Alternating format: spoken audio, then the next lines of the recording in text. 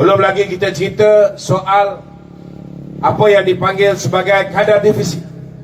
Setiap tahun tuan-tuan, Datuk Seri Najib bila dapat kuasa tahun 2009, pada ketika itu tuan-tuan, kebergantungan kita kepada sumber petroleum begitu tinggi.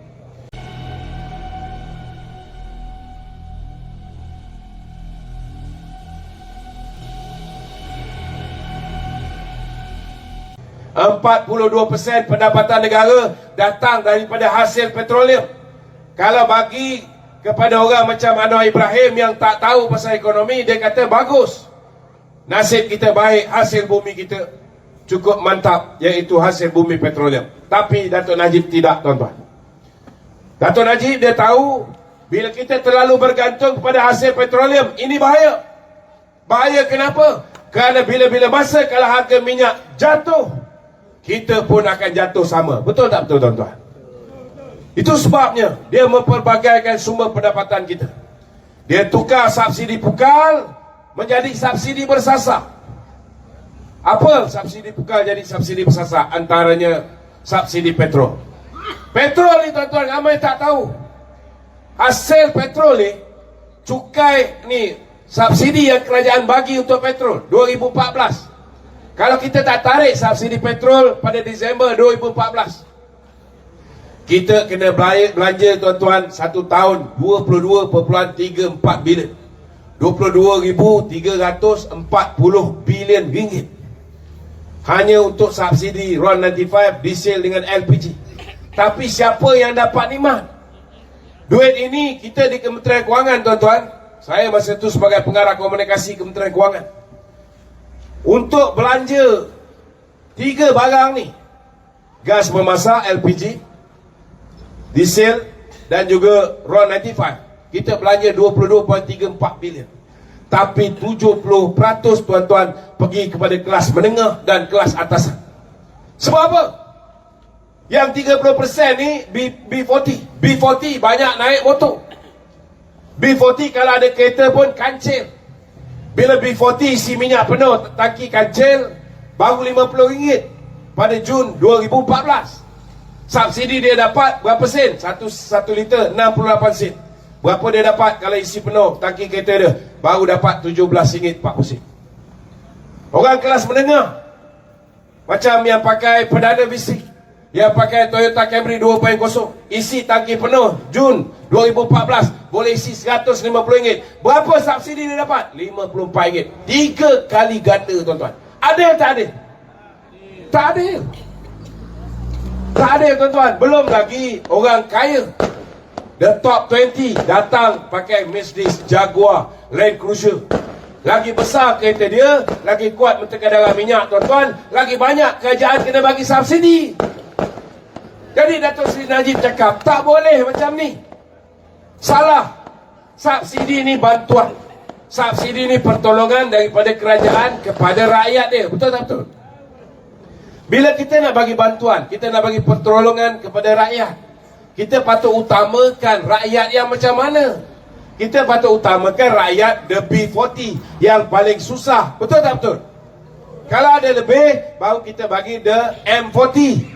Kalau ada lebih lagi, baru kita bantu juga the top 20. Terutamanya kita bantu melalui MITI, dengan menggalakkan untuk memasarkan produk-produk kilang-kilang, memasarkan produk-produk hasil the top 20 untuk dipasarkan ke luar negara dan sebagainya. Tuan-tuan dan puan-puan, ini yang Datuk Seri Najib buat. Lagi apa yang Datuk Seri Najib buat? Datuk Seri Najib telah melaksanakan sistem percukaian baru. Kenapa kita tukar sistem percukaian? Sistem percukaian SST ni, tuan-tuan, daripada tahun 1972. Saya belum lahir dah ada cukai ni. Jadi bila sistem percukaian dah terlalu lama, orang tahu macam mana nak melarikan diri daripada bayar cukai. Yang takut dengan GST ialah syarikat-syarikat yang melarikan diri daripada cukai. Sebab bila laksana GST ialah sistem percukaian yang efisien. Sistem percukaian yang orang tak boleh tipu. Susah nak tipu. Maka bila kita laksana GST, tuan-tuan, saudara, daripada hanya 18 bilion tahun 2014 hasil SST. 2017 tuan-tuan kita berjaya kutip 44.3 bilion. 26 bilion lebih. Setiap tahun pertambahan ni lebih kurang 3.9 bilion, 4 bilion. Maknanya kalau kita tak hapuskan GST tuan-tuan, negara akan ada kurang-kurang 30 bilion. Lagi besar saiz ekonomi kita, lagi banyak pertambahan pendapatan bila kita laksanakan GST. Tapi bila bagi Lim Guan Eng jadi Menteri Kewangan, bila jadi Mahdi sebagai Perdana Menteri tuan-tuan, hancur negara. Bukan setakat janji-janji mereka, 60 janji ini mereka tak tunaikan kecuali hapuskan GST. Apa yang Datuk Seri Najib bagi sebelum ini satu persatu ditarik balik. Betul tak betul tuan-tuan? Dulu kita lihat mula-mula BRIM kita bagi RM500, kita naikkan menjadi RM650. Kita hentikan subsidi kepada petrol dan diesel, naik jadi RM950, kemudian jadi RM1,200 BRIM. Kalau kita menang 2018, kita naik menjadi RM2,000. Tapi malangnya tuan-tuan, tak kesampaian. Tapi Alhamdulillah, kita baru letak Perdana Menteri daripada UMNO, walaupun kerajaan campuran, belum lagi kerajaan solid UMNO. Kita berjaya naikkan BRIM ataupun dikenali sebagai bantuan BKM kepada RM2,000 balik. Alhamdulillah. Cuba bayangkan kalau selepas ini tuan-tuan, kerajaan Barisan Nasional kembali memerintah. Banyak benda yang sebelum ini Datuk Seri Najib bagi, kita boleh kembalikan kepada rakyat. Klinik rakyat yang telah dihapuskan oleh mereka, kita boleh hidupkan balik. Kedai rakyat Satu Malaysia, kita boleh hidupkan balik. Bantuan-bantuan yang sebelum ini dipotong, bantuan awal persekolahan, kalau dulu kita bagi RM100 setiap anak, betul tak betul? Menang ni tuan-tuan, tahun depan setiap anak akan dapat RM150. Kita lihat saudara, sebelum ini kita ada bantuan derma siswa, kita ada bantuan kad siswa, kita ada bantuan macam-macam jenis bantuan. Sama ada bantuan untuk nelayan dari segi enjin motorbot, dari segi motorbot yang diberikan melalui program Satu Azam, subsidi diesel untuk nelayan. Nelayan pergi memancing ikan, dapat ikan tak nak bawa balik, kita bagi pula subsidi mendaratkan ikan supaya mereka bawa balik juga ikan tu. Saudara, penoreh getah bulan 11, 12, bulan 1 musim tengkujuh tak boleh pergi menoreh, kita bagi subsidi musim tengkujuh 200. Kemudian pesawah padi pula bising, dia kata Datuk Seri, kita tanam, lepas tu kita kena tunggu 3 bulan baru boleh dapat hasil. Kalau penoreh getah dapat, kenapa kita tak dapat? Datuk Najib pun bagi tuan-tuan, bagi 200. Macam-macam tuan-tuan yang dibantu zaman Datuk Seri Najib. Tapi nak buat macam mana?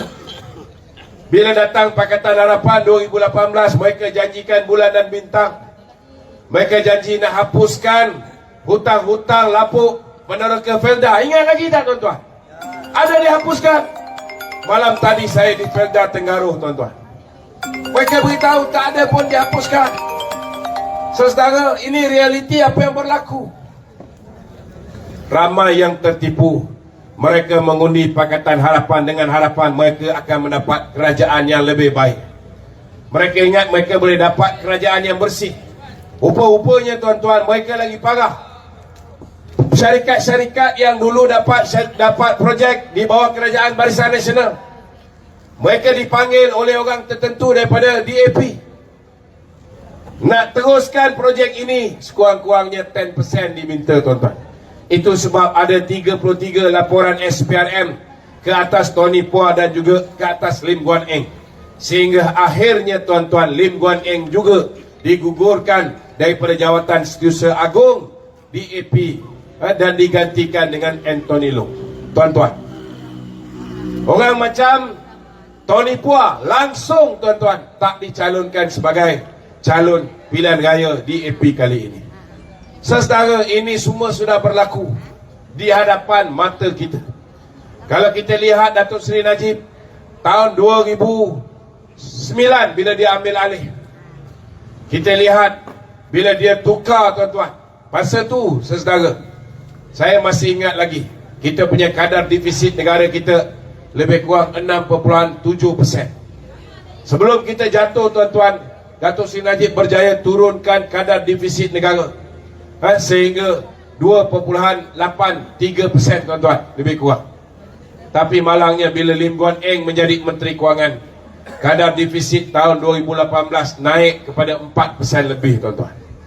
Saudara yang saya kasih sekalian, ramai orang mengharapkan perubahan boleh berlaku balik.